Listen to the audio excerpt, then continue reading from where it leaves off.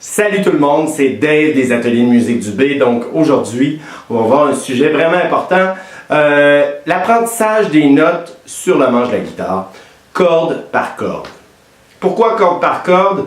C'est un système que j'ai développé parce que je me suis rendu compte que les élèves avaient vraiment de la difficulté à apprendre les notes de la guitare.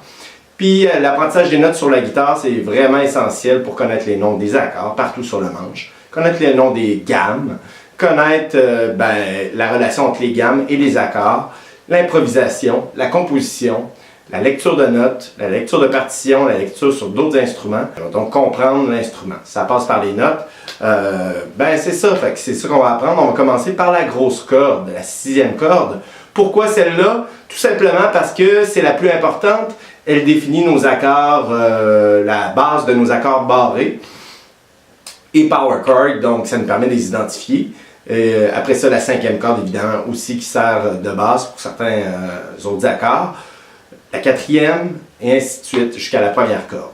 Mais la première et la 6e corde, c'est la même note. Ce sont les mêmes notes, mais à des octaves différentes, 2 octaves plus haut. Donc, ça devrait être relativement facile à apprendre également. Allons-y avec la 6e corde. Donc, voici ma strat. On va commencer donc à apprendre la grosse corde. Pourquoi la grosse corde? Par exemple, si je fais mon Fa majeur ici. Ici, la note, c'est Fa. La note à vide, c'est Mi. Fa. Ensuite, entre Fa et Sol, il y a un demi-ton. Fa dièse, Sol. Donc, là, on va apprendre les notes sans altération. C'est-à-dire pas de dièse, pas de bémol. Mi, Fa. Entre Mi et Fa, il y a un demi-ton, donc une case. À vide, Mi, Fa, Sol, La. Donc si je fais un accord de La ici, la tonique est ici. Si, Do, Ré et Mi.